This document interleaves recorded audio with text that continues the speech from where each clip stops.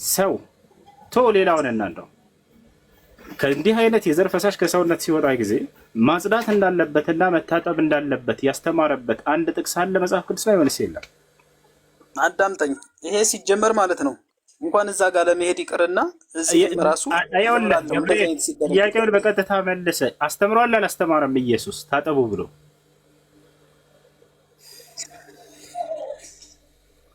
እሱ ማስተማር አይጠበቅበትም እኮ ነው የምልህ። አይጠበቅበትም፣ የሚጠበቅበታል ሳይሆን አስተምሯል። ታጠቡ ብሏል አላለም? ኢየሱስ ታጠቡ ብሏል አላለም? የጠየቁ ጥያቄና ያንን አወጣ ነው። ኢየሱስ ክርስቶስ ሻወር ታጠቡ ብሏል አላለም? አንዲት ቦታ ላይ እንደዚህ አይነት ጥያቄ አይጠየቅም እኮ። መጀመሪያ የጠየቅኩን አንተ አልገባህም ማለት ነው። እንደዛ ከሆነ እኔም ወደ ሌላ እሄዳለሁ ማለት ነው። ማድረግ አይቻልም፣ ምክንያቱም መልስ የለም። ኢየሱስ ክርስቶስ አንዲት ቦታ ላይ ከዘር ፈሳሻችሁ ታጠቡ ብሎ ያስተማረበት ቦታ የለም። እሺ እኔ ልቀጥል። የቅድሙን ቀጥል። ኦኬ አንተ ከምን ነበር ሰው የተፈጠረው ያልከኝ? ከውሃ ከጭቃ ከአፈር። ጥያቄህን ጠይቅና አልመልሰልህ። ቅድም ምን አልክ አንተ? ቁርአንን አንብቤያለሁኝ ብዙ የሚያወዛግቡ ጥቅሶችን አግኝቻለሁኝ። ቀስ በል እያወራሁ ነው አይደለ? ረጋ በል ቀስ በል። ካወዛገቡ ጥቅሶች መካከል አንድ አምጣልኩህ፣ ሂጄ ላምጣ አልክ፣ ሄድክ፣ መጣህ።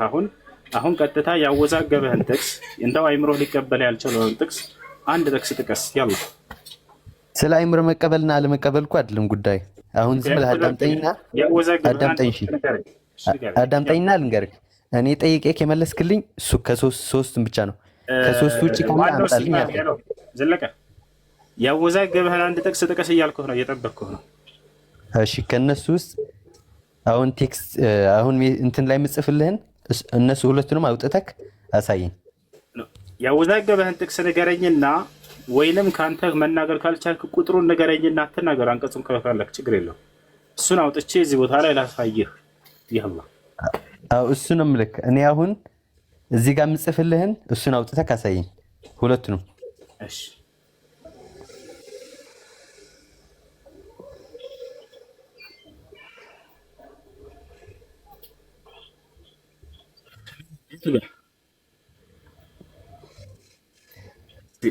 ሱራ አልኢንሳን 76:2 እና ሱራ አልአለቅ 96:2 ምንድን ነው ያወዛገበህ እሱ ላይ? እነሱ ጋር አንተ ከጠቀስክልኝ ከሶስቱም ውጪ ሰው ተፈጥሯል በእነዚህ ብሎ የጠቀሰው አለ። ምን ይላል እዚያ ላይ? አንደኛው ከተለያዩ ዘር ፍሬ ምናምን ይላል። ሌላኛው ደግሞ ከረጋ ደም። በጣም ጥሩ። ቅድም እሱን አልጠቀስክልህም? አልጠቀስክልኝም። ምን ብዬ ነበር ቅድም የጠቀስኩልህ? የሰው አፈጣጠሮች ድገማቸው። አፈር አልከኝ። ውሃ አለ አልከኝ። እሱ የማን አፈጣጠር ነው አልኩኝ? የአዳም። በጣም ቀጥል። አፈር አልከኝ። አፈሩ ውሃ አለ። ውሃው እንትን ሲሆን ጭቃ ይሆናል። የሰው ልጅ የተፈጠረው ከሶስቱም ነው አልከኝ።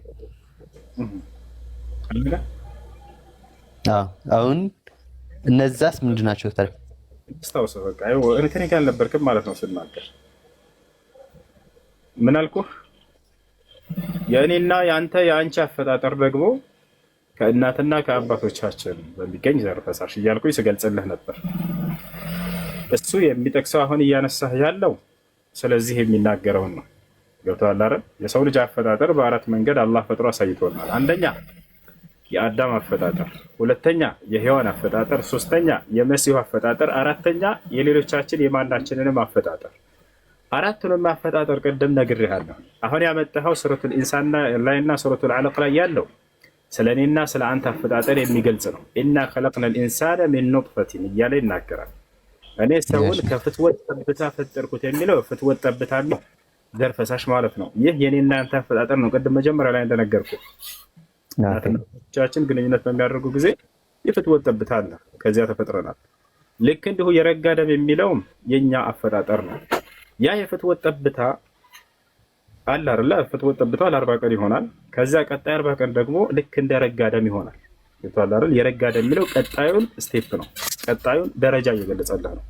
ከዛ የረጋው ደም ደግሞ ልክ እንደ ተላመጠች ስጋ ትሆናለች። ከዛ አጥንት ትሆናለች። ከዚያ ሙሉ ስጋ ይለብስና እንደገና አላህ ሱብሓነሁ ወተዓላ ሰው አድርጎን ያወጣናል ከእናቶቻችን ማህፀን። ይሄንን የሰው አፈጣጠር ሂደት ኢስላም ላይ ብቻ ነው የምታገኙት። መጽሐፍ ቅዱስ ላይ ያለው ወይ ወፍ ሰውን ከአፈር ፈጠርኩት ብቻ ነች ያለችው እዛ ላይ። የኔ እናንተ አፈጣጠር ከአፈር ነው ወይ? አይደለም አይደለ? ግን አፈጣጠራችንን መጽሐፍ ቅዱስ ላይ ሄደን ብንፈልግ አናገኘው። ሰውን ከአፈር ፈጠርኩት አለቀ በቃ خلاص የለም። ከዚያ ውጭ የኔ እናንተ አፈጣጠር አለ መጽሐፍ ቅዱስ ላይ? አይ እሱ መጽሐፍ አዋልድ የሚባል አለ እያንዳንዱን እንትን የሚተነትን እሱ እናንተ ስለማትቀበሉ ከነሱ ውስጥ ልጠቅስልህ አልችልም። እሱን ይቅርና አሪፍ አረዳድ ነው ያስረዳኸኝ። እሺ ስለሱ ቴንክ ዩ። እሺ በዚሁ አንተ ፈቃደኛ ከሆንክ ልጠይቅህ በዚሁ ላይ መጽሐፍ ቅዱስ ላይ እሺ ሰውን ከአፈር ፈጠርኩት ከሚል ውጭ ሌላ አፈጣጠር የተገለጸ አፈጣጠር አለ? የእናንተ አፈጣጠር ለምሳሌ እናትና አባቶች እናንተ ከአፈር አይደለም የተፈጠር ነው። አባታችን አዳም ነው አይደለ ከአፈር የተፈጠረው። የኔ እናንተን አፈጣጠር እግዚአብሔር የገለጸበት አንድ ቦታ አለ መጽሐፍ ቅዱስ ላይ ከኦሪት ዘፍጥረት እስከ ራዕይ ድረስ። ኦኬ እኔ ደግሞ ምልክ አሁን አንተ ሙስሊም ነህ፣ እኛ ኦርቶዶክስ በኦርቶዶክስ ስለ ክርስቲያን ሳይሆን በኦርቶዶክስ መጠን ደግሞ መጽሐፍ አዋልድ የሚባል አለ። መጽሐፍ አዋልድ ላይ ስለ ሰው አይደለም ስለ መላእክትም እያንዳንዱ እንትን ይተነትናል። ሶ ከሱ ብጠቅስልክ አንተ ስለማትቀበለው አይሆንም ማለት ነው። እሱ ይቅርና እሺ አሁን ሌላ እንትን ልጠይቅህ። አሁን እኛ ጋር ምን አለ መሰለክ አንድ ሰው ሃይማኖቱ በውዴታው ነው እንትን የሚለው ሲፈልግ ነው የሆነ እምነት ማመን የሚችለው። ከዛ መውጣት ሲፈልግ ደግሞ ይወጣል። ምንም የሚያስገድድ ኃይል የለውም። እርግጠኛ ነህ? አዎ ምንም የሚያስገድድ በግዴታ አድርግ የሚል ነገር የለውም አለ። እግዚአብሔር መጽሐፍ ቅዱስ ላይ ከእኔ ውጭ ሌላን አምላክ እናምልክ ብሎ የመከረህን ሰው ቀጥቅጠህ ግደለው ይላል። ቀጥቅጠህ ግደለው አንደኛ ሰው አይልም። እግዚአብሔር ቃል በቃል ምን አለ? ከእኔ ከእግዚአብሔር ውጭ ሌላ እናምልክ ብሎ በስውር ና እናምልክ ብሎ የመከረህን ሰው ግደለው ይላል። ቀጥታ የእምነት ነፃነት የለም። ላሳየህ ማስረጃ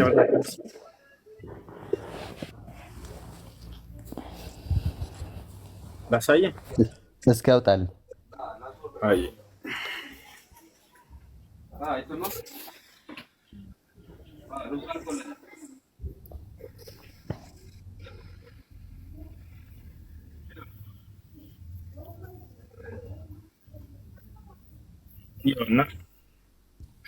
እናትህን ሳትቀር ነው የምትገላት። እንደዚህ ካለችህ ልጅህንም ወንድምህን እህትህን ግደል ነው የሚለው እግዚአብሔር።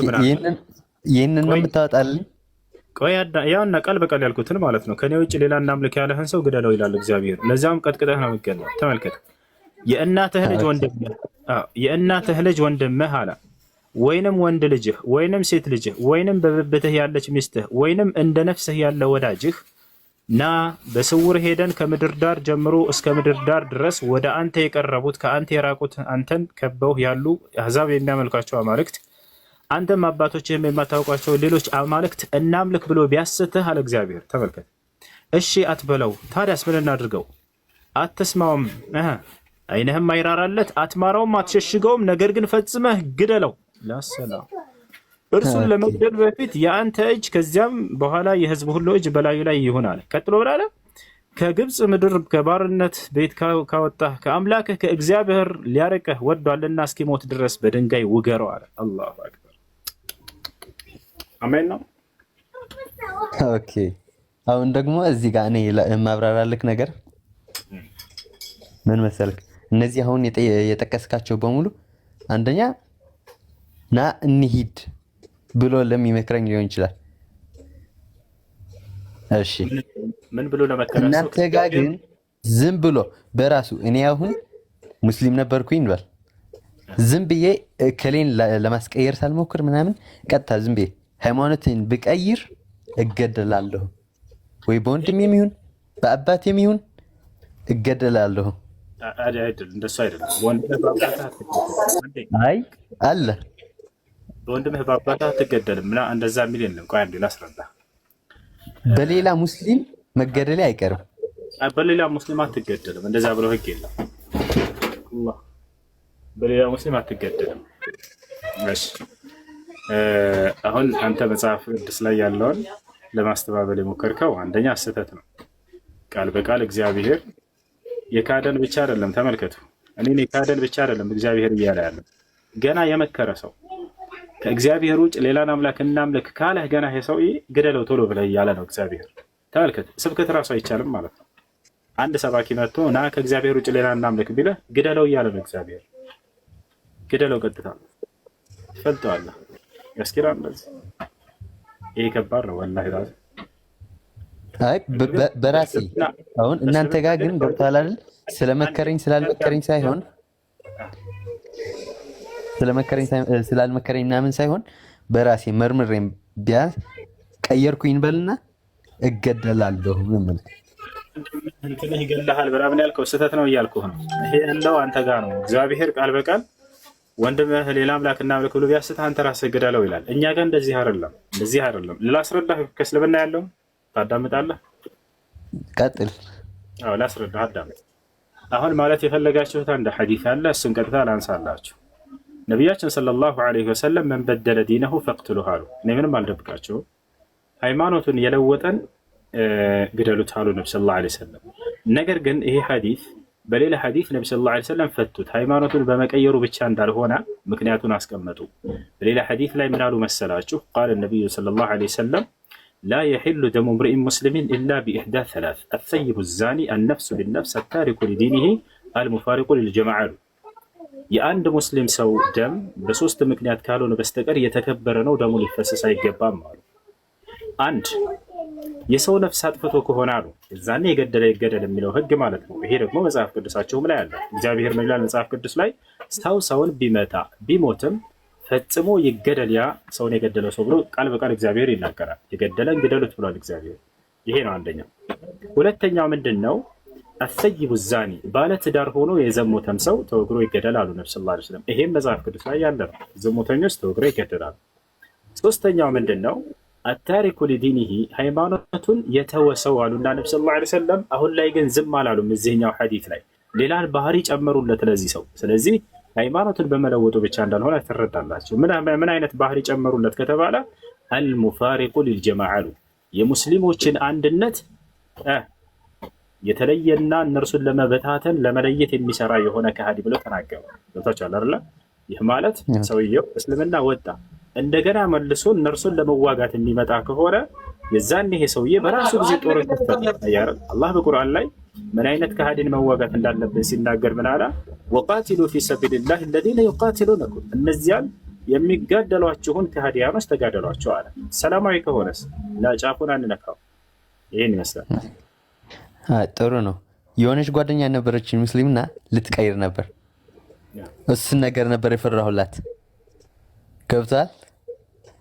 ሰው እንደዛ ነገር ከሌለው ቴንኪው የምሬ ነው። ምንም አልሰጋላትም። አንተ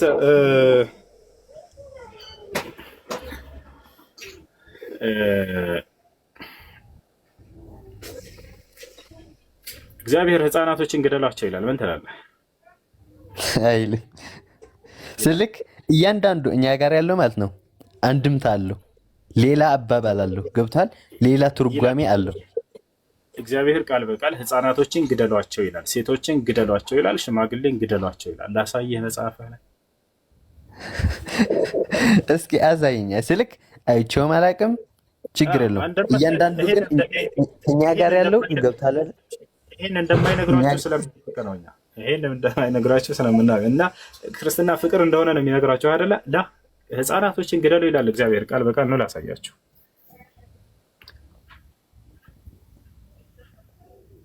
ያ እና ምን ይላል እዚህ ቦታ ላይ? የሰራዊት ጌታ እግዚአብሔር እንዲህ ይላል፣ እስራኤል ከግብፅ በወጣ ጊዜ አማሌቅ በመንገድ እየተቃወመ ያደረገበትን እበቀላለሁ አለ። አሁንም ሄደህ አማሌቅን ምታ፣ ያላቸውንም ሁሉ ፈጽመህ አጥፋ፣ አትማራቸውም፣ ወንዱንና ሴቱን፣ ብላቴናውንና ሕፃኑን፣ በሬውንና በጉን፣ ግመሉንና አህያውን ግደል ይላል። ያው ምን አለ እግዚአብሔር?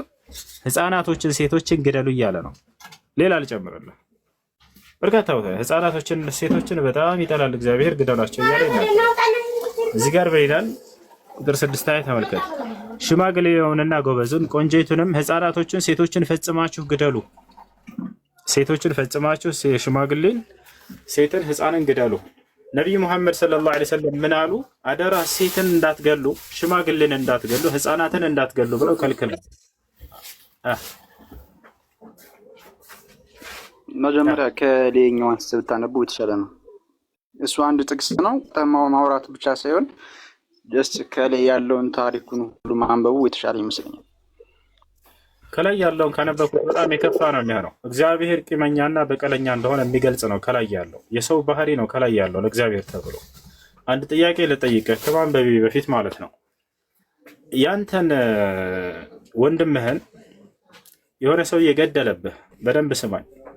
የሆነ ሰው መጣና ወንድምህን ገደለብህ። ገብቶሃል አይደለ? ይሄ ገዳዩ ልጅ ወለደ፣ የልጅ ልጅ ወለደ፣ የልጅ ልጆች ወለደ። ገብቶሃል አይደለ? ከዛ አንተ ትሄድና የዚያን የገዳይህን የልጅ ልጆች ምንም ግድያው ላይ የማያውቁትን የትውልድ ከዚያ በኋላ የተወለደ ህፃናት ልጆች ሂደህ እናንተ ትገላቸዋለህ። ምን ትላለህ? ይሄ ነገር እግዚአብሔር እንደዚህ ነው ያደረገው። እዚህ ቦታ ላይ በጣም የሚገርማቸው ኃጢአት ስለሰሩ ነው እነዚህን ሰዎች ግደሉ ያለው እግዚአብሔር ሊሏቸው ይችላሉ። ምንም ኃጢአት አልሰሩም። እነዚህ ምንም ኃጢአት አልሰሩም። ግን ቅድመ አያቶቻቸው ገብቶሃል አይደለ? ቅድመ አያቶቻቸው እነዚህን በድሏቸው ነበረ። ምንም የሚያውቁ ህፃን እንደዚህ ኃጢአቱ ላይ የሌሉበትን ሰዎች ነው እግዚአብሔር እያስገድላ ያለው። ታሪኩ ምን መሰለህ? ከላይ ከፍቻ ነብላለሁ። ከግብፅ ሀገር ወደ እስራኤል ሀገር እስራኤላውያኖች ነፃ ያወጣቸው ማን ነበር? እየተረዳዳን እንድንሄድ ማን ነበር ነፃ ያወጣቸው? ሜተናንሳው ያስከውከለ ሙሴ ነው አይደለ? ነፃ ያወጣቸው እስራኤላውያኖችን ከግብፅ ሀገር ከፈርዖን። ይሄን ታሪክ ታውቁ? እሱ ነው ያወጣቸው።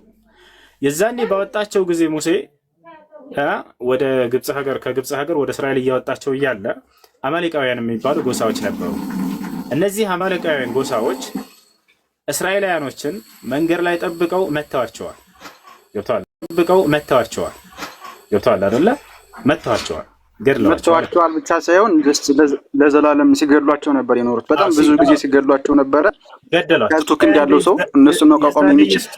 ባንዴ ኢየሱስን ፍታ። የዛኔ ኢየሱስ የለም። ቆይ አንድ ጊዜ አሁን ከዚያ በኋላ አማሌቃውያን ግብፃውያኖች ማነው እስራኤላውያኖችን ከግብፅ ሲሄዱ ጊዜ መንገድ ላይ ጠብቀው ገደሏቸው። ከዚያ በኋላ ከአመታቶች በኋላ እግዚአብሔር በነ ሳሙኤል ጊዜ አስቦ ይሄ የሆነው መቼ ነው? በነ ሙሴ ጊዜ ነበር ይሄ ታሪክ የሆነው። ከአመታቶች በኋላ ሳሙኤል መጣ። በሳሙኤል ጊዜ እግዚአብሔር ምን አለ? ሂዱና አማሌቃውያንን ግደሉ፣ ህፃናቶችንም ሴቶችን ሽማግሌ እንዳትምሩ። ለምን ብለን ምክንያቱን እናያለን። መገደላቸው አላቆምም ነበራ ሁሱ መገደላቸው አላቆምም የሚለው ከየት ነው ያመጣኸው? መገደላቸው አላቆምም የሚለው ከየት ነው ያመጣኸው? ወጣው ሳይሆን ጀስት ከዛን ጊዜ ጀምሮ ክርስቲያኖች በየሄዱበት ሁሉ ይገደሉ ነበረ። ገብቷል? ታሪኩን በደንብ አይተው እና ብለው ክርስቲያኖች የሉም የዛኔ ሲጀመር። ክርስቲያን ማለት ነው ወዴት የእግዚአብሔር አገልጋይ ማለት ነው ክርስቲያን ማለት።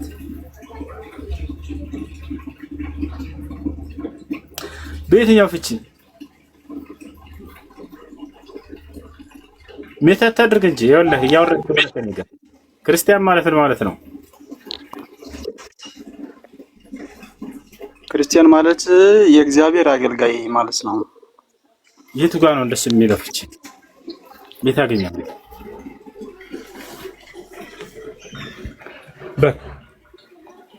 ትርጉሙን ያፈልከው ትርጉሙን ከሆነ ነገርኩህ እኮ። የቱ ጋር ነው እሱን ትርጓሜ የት ነው ያገኘኸው? ክርስቲያን ማለት ወደ ሀሳብ ግባ። ሀሳብ አታስቀይስ። አላስቀየስኩም። አንተ ራስህ አላስቀየስኩም። አንተ ራስህ ነህ ክርስቲያኖችን በገደሉ ጊዜ አልከ። የዛኔ ክርስቲያኖች የሉም ክርስትና ማለት ነው ስልህ መልሱን መለስክ። ጎበዝ፣ መልሱን መለስክ። ማሻአላህ። ነገር ግን ከባዱ ነገር ማስረጃ ስትጠየቅ ጊዜ ማምጣቱ ላይ ነው። ልክ ማስረጃ ሲጠየቁ ጊዜ ርዕስ አታስቀይር ይላሉ። ላይ አኺሪ ርዕስ አላስቀየርኩም። ክርስቲያን ማለት የእግዚአብሔር አገልጋይ ነው የሚለውን ፍቺ ከየት ነው ያገኘው?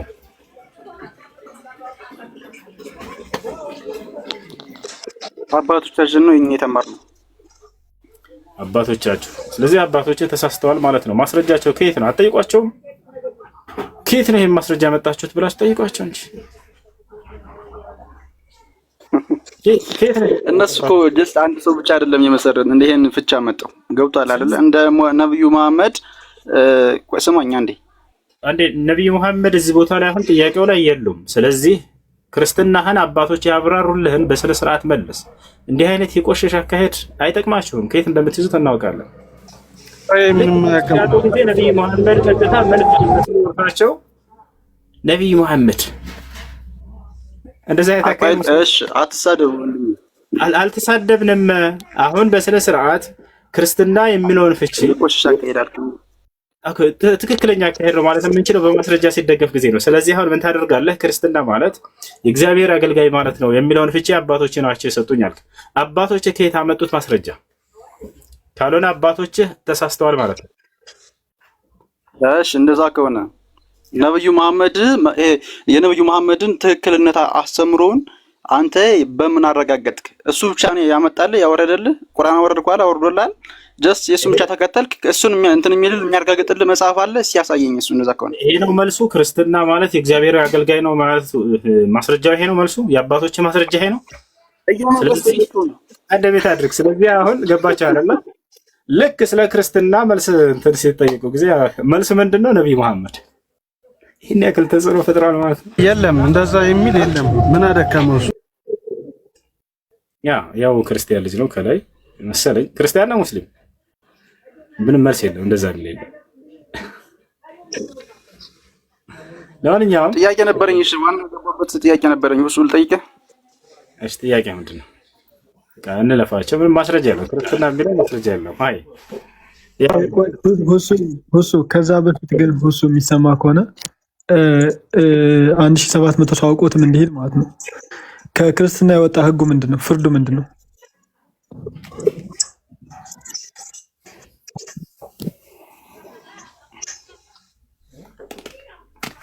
አይቆጥም። ሰምተኛል። ከታች ያለው ልጅ እሺ ጥያቄያችሁ ምንድን ነው ልጆች? አትስማዑ ከላሚ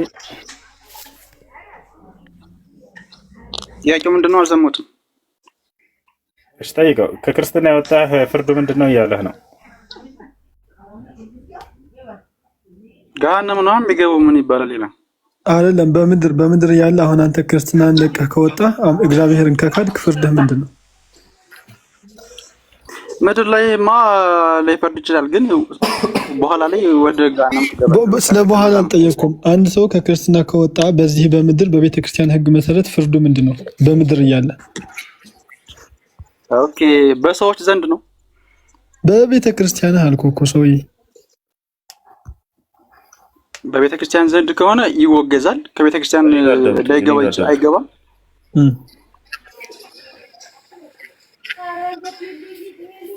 ማህር ፈተና አድርግለት። እሺ እሱ አይደለም በክርስቲያን ዘንድ ሊወገዝ ይችላል። አይደለም ከክርስትና የወጣ ሰው መጽሐፈ ሚስጥር ምዕራፍ 2 ላይ ሲያስቀምጠው ምን ብሎ ነው ያስቀምጠው? ሃይማኖትን በካዱት ላይ በቡሊም በሐዲስም የሞት ትእዛዝ ወጣ ነው ያለው። ትገደላለህ። ማንም ይገለኝ? እዛ ቄስም ካህንም ተሰብስቦ ይገድላል። በብሉይ ኪዳንም በአዲስ ኪዳንም ሃይማኖትን የካደ የሞት ፍርድ ተፈርዶበታል፣ ትእዛዝ ወጥቶበታል አይደል? እንደዛ የሚባል ነገር የለም ይላል መጽሐፉ። ምን እናድርገው ታዲያ? ከኛ እኮ የወጡ አሁን በጣም ብዙ ሰዎች መጽሐፉ ይላል፣ ህጉ ይላል፣ ለምሳሌ ህጉ ይላል ነው ወጥ ሳይሆን ህጉ ይላል። እንደ ህጉ ከሆነማ እኮ የእናንተ መጽሐፍም እንደዛ እኮ ነው የሚለው። የእናንተ መጽሐፍ ወደ ክርስቲያኖችን በየገደሉ ካገኘ ወደ ገደሉ ግፏቸው ምናምን ይላል እኮ። ገብቶሃል? ይሄን ታምርበታለህ አንተ ራስህ። እሺ የቱ ጋር ነው ወደ ገደሉ ግፋቸው የሚለው? የቱ ጋር ነው ወደ ገደሉ ግፋቸው የሚለው? ይሻላል በፈጣሪ እንዳለ የሚነግሯቸውን ነገር አንድ እንኳን ማስረጃ እንኳን አይሰጣቸው። አይጠይቁ እንደማይጠይቁም ያውቃሉ። ወደ ገደሉ ግፋቸው ነው የሚለው በእናንተ መጽሐፍ። ይሄ ልጅ ከራሱ አይደለም የሚያወራው፣ ሰምቶ ነው መምህሮቹ ሲያስተምሩት። ግን ማስረጃ እንኳን አይሁዶችንና ክርስቲያኖችን ስታገኙቸው ወደ ገደሉ ግፋቸው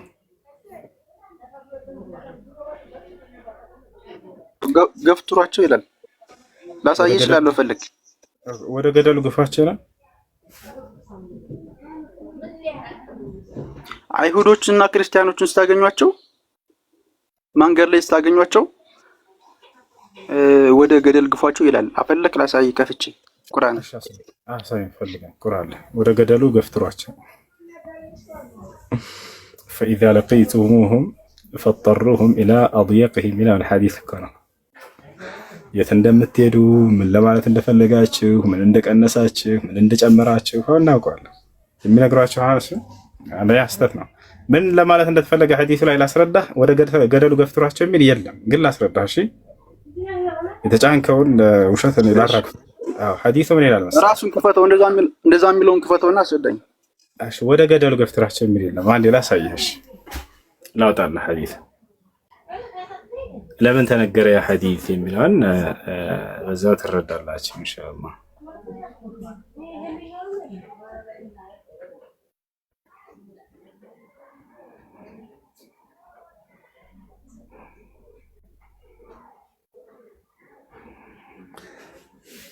እሺ ያና ሐዲሱን ላውጣላችሁ።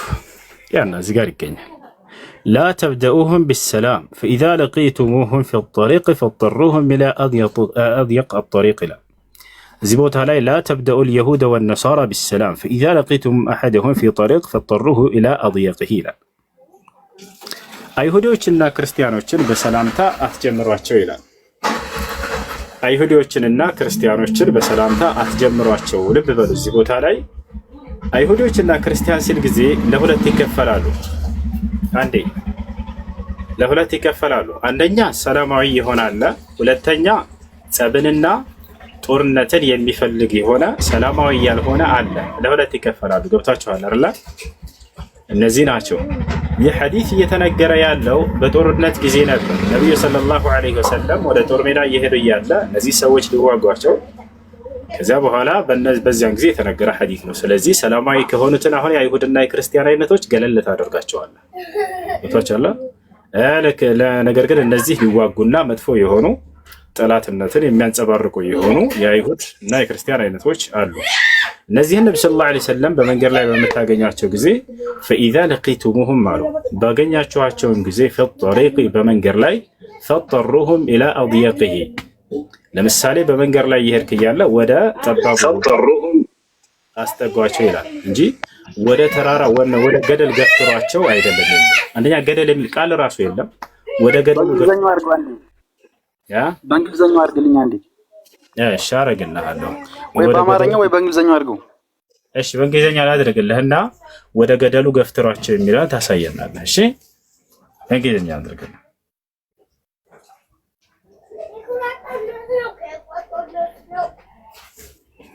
ወደ ጠባቡ ቦታ አስጠጓቸው እና የሚለው እና ተመልከት። ያው እነዚህ ጋር አንብባ እና ተርጉምልን። ወደ ገደል ገፍትሯቸው የሚለውን አሳየን። ሚተናንሳ እንጂ ለምን ክፈቱ አልከን? ሄሎ አንብብልኝ። አንብበው ራስህ አንተ አይደለህ እንዳውጣ በእንግሊዝኛ አንብብ ያልከን? ያው አንብባ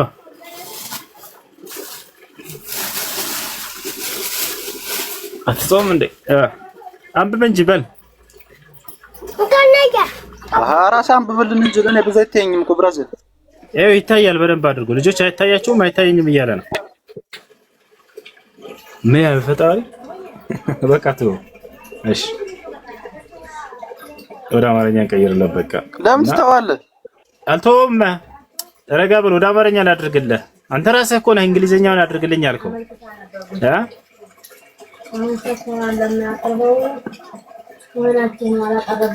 ያው እና እሺ ወደ አማርኛ ቀይርኩልህ።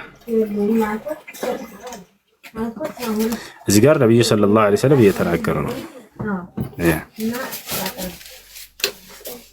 ወደ ጠባቡ መንገድ ክፍል አስጠጓቸው ወይም አስገድዳቸው ብሏል። ወደዚያ አስጠጓቸው እንጂ የሚለው ወደ ገደል ገፍትሯቸው የሚል ቃል የለም። ይሄን ደግሞ የተነገረበት አስጠጓቸው የሚል የታለ? ያ አስገድዳቸው ይላል። አስገድዳቸው ብሎ ጎግል ተርጉሞት ነው። ፈጠሩሁም ኢላ አድያቂሂ ማለት ወደ ጠባቡ መንገድ አለ እንጂ አንተ እንዳልከው ወደ ገደል ገፍትሯቸው የሚል ቃል የለም። የለም አይደለ?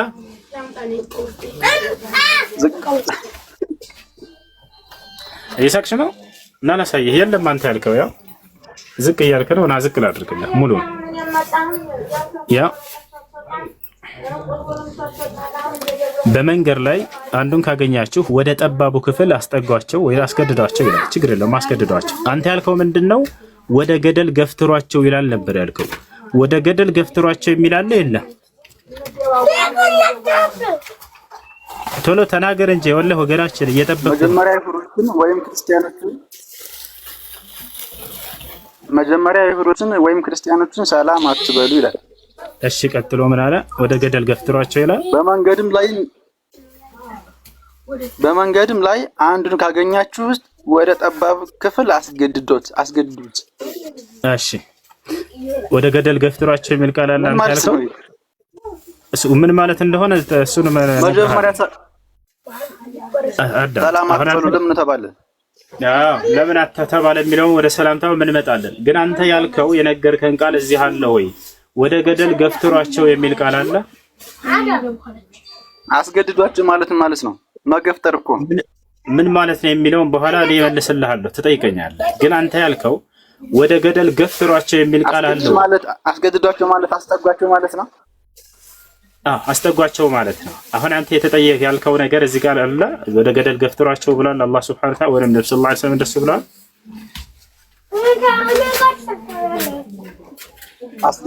አስገድዷቸው ማለት ገፍትሯቸው ማለት ነው። በቃ አልሽ። ወደ ገደል ገፍትሯቸው የሚል ቃል አለ ወይ ሐዲሱ ላይ?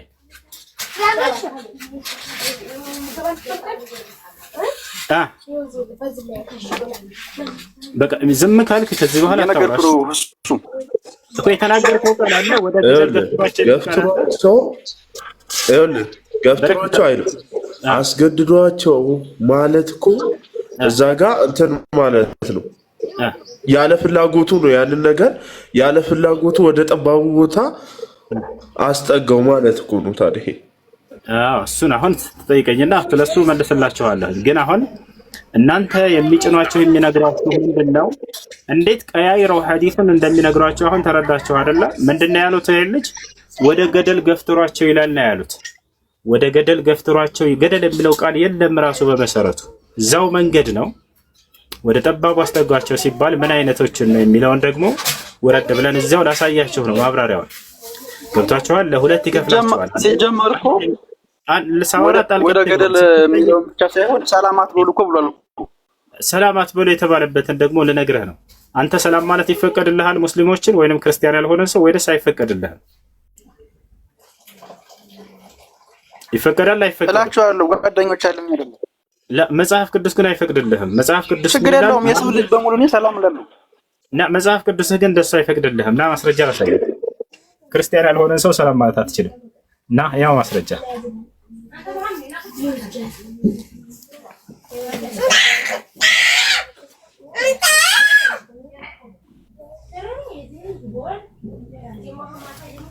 ያው ማንም ወደ እናንተ ቢመጣ ለመጽሐፍ ቅዱስ ይህንም ትምህርት ባያመጣ በቤታችሁ አትቀበሉት፣ ሰላምም አትበሉት አለ።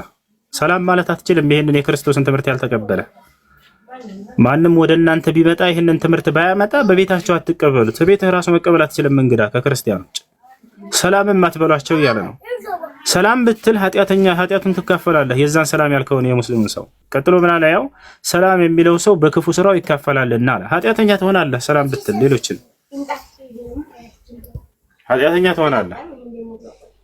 ግን እዚህ ቦታ ላይ የተባለው ነገር ምንድነው? ይሄ በጦር ሜዳ ላይ ስላሉ ከሃዲያኖች የተነገረ ሐዲስ ነው እያልኳቸው ነው። ገብታችኋል? የዛኔ ከጠላት ጋር ጠላት ከፊት ለፊትህ እየመጣ ብታገኝ አንተ ከፊትህ ጠላት ብታገኝ የዛኔ አንተ በመንገድ ላይ እየሄድክ እያለ ላስረዳ ሐዲስን ላስረዳ። እሺ አሁን ምን እንደታሰበበት ማንኛውንም የሌላ እምነት ተከታይ ጦርነት ላይ መሆናቸውን ማስረዳ እዛ ጋር ወረድ ይገዛ አሳያለሁ። አይሽ እሺ كان النبي صلى الله عليه وسلم يعلم الناس مكارم الأخلاق ويعلمهم العزة والقوة مع حسن الخلق. وفي هذا الحديث ينهى النبي صلى الله عليه وسلم عن بدء اليهود والنصارى بالسلام ولو كانوا ذميين فضلا عن غيرهم من الكفار، لأن ابتداء لأن الابتداء به إعزاز وإكرام للمسلم للمسلم عليه، ولا يجوز إعزازهم ولا إكرامهم فليسوا من أهله، فالذي يناسبهم الإعراض عنهم وترك الالتفات إليهم تصغيرا لهم وتحقيرا لشأنهم حتى كأنهم غير موجودين، وكذا لا يجوز موادتهم والتحبب إليهم. وبين النبي صلى الله عليه وسلم أننا إذا لقيناهم أحدهم في الطريق فنضطرهم يعني نلجئه. أيتها الله الناس قدروا على يمينوا أنت ወይ መገፍተር ወይ ምን ማለት ሳይሆን እና ማስጠጋት ማለት ነው። ቀደም እንዳልኩህ ማስጠጋት ማለት ነው። ማስገደድ የሚለው ቃል ወደ አማርኛ የተረጎመው ማለት ነው። እሱን ከፈለክ ያሳያለሁ። نلجئه إلى أضيق الطريق. قيل من المعلوم أنه لم يكن من هدي النبي صلى الله عليه وسلم أنه إذا رأى الكافر ذهب يزاحمه في الطريق حتى يجعله في جانب الطريق، وما كان النبي صلى الله عليه وسلم يفعل هذا باليهود يعني في المدينة، ولا كان الصحابة رضي الله عنهم يفعلونه بعد فتوح الأمصار. وعليه يكون المعنى لا توسعوا لهم، أي ترجموا من معناتنا نبي صلى الله عليه وسلم ከአይሁድና ከክርስቲያኖች ጋር መንገድ ላይ ይገናኙ ነበር። ነገር ግን አንድም ቀን እርሳቸው ወደ ጠባብ ቦታ ሄደው እንደው አጨናንቀዋቸው አያውቁም። ያ ለማለት አይደለም ትርጓሜው። ምን ማለት ነው የሚለውን ትርጓሜው እዚያው ላይ ላሳያችሁ። ምን ማለት ነው?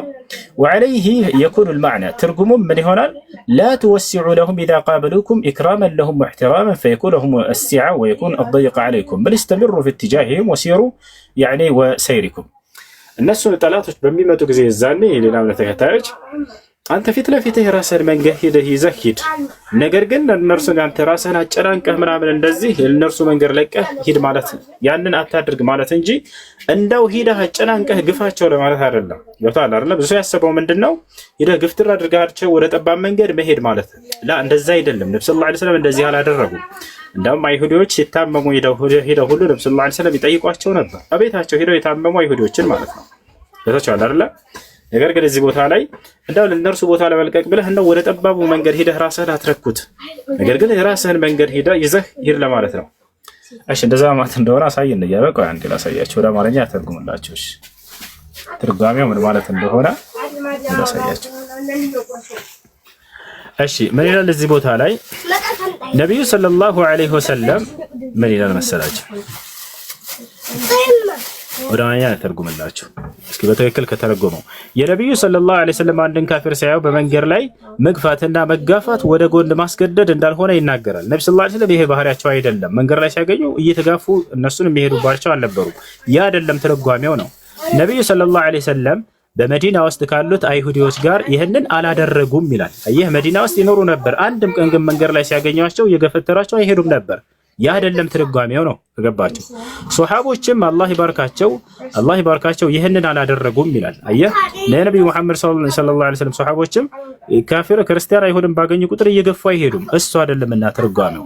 ይህንን የሚያደርጉት ከተሞችን ድል ካደረጉ በኋላ ነው አለ። እሱም እንዴት ነው የሚያደርጉትም? ስለዚህ ትርጉሙን በደንብ ተከታተሉ ምን ለማለት እንደሆነ። ለእነሱ አክብሮትና ክብር ሲባል ካገኘህ ቦታ አትስጣቸው። ያ ማለት መንገዱን ለቀህላቸው አትሄድ ማለት ነው።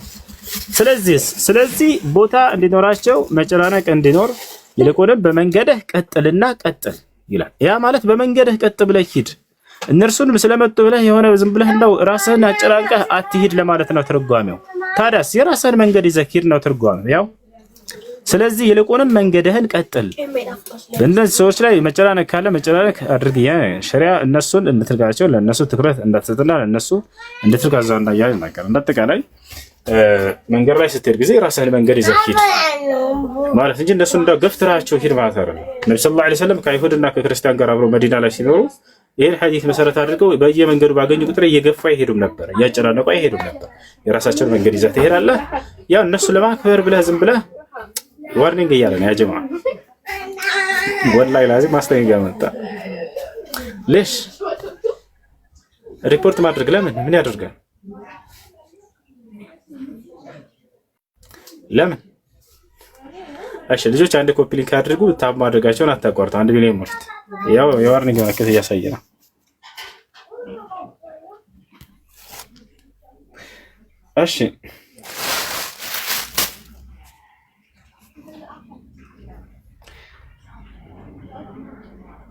እሺ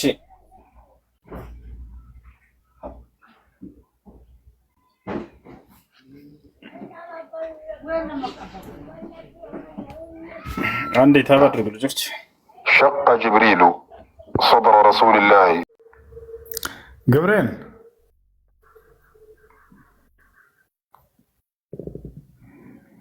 እሺ፣ ጥያቄ ያለ ይቀጥል። ካላችሁ ቀጥሉ። አድሚኖች ካላችሁ አስገባቸው። ወጣ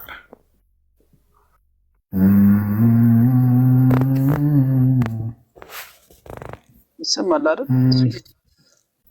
አዎ ይሰማል።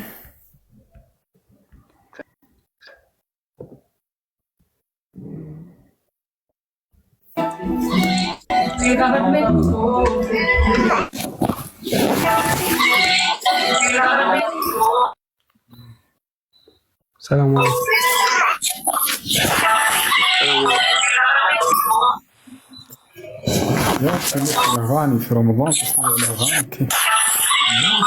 ይኸው ልጻፍልህ። እኔ ምንም እየተሰማኝ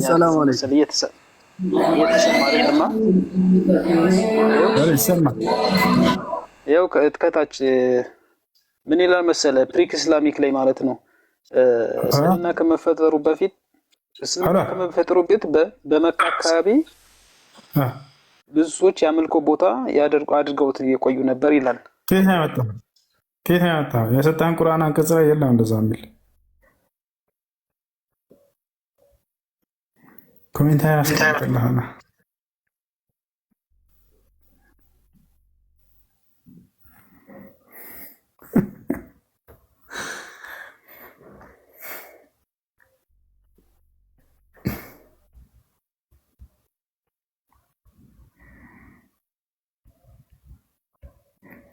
እሺ ጥያቄ ያለ ቀጥል።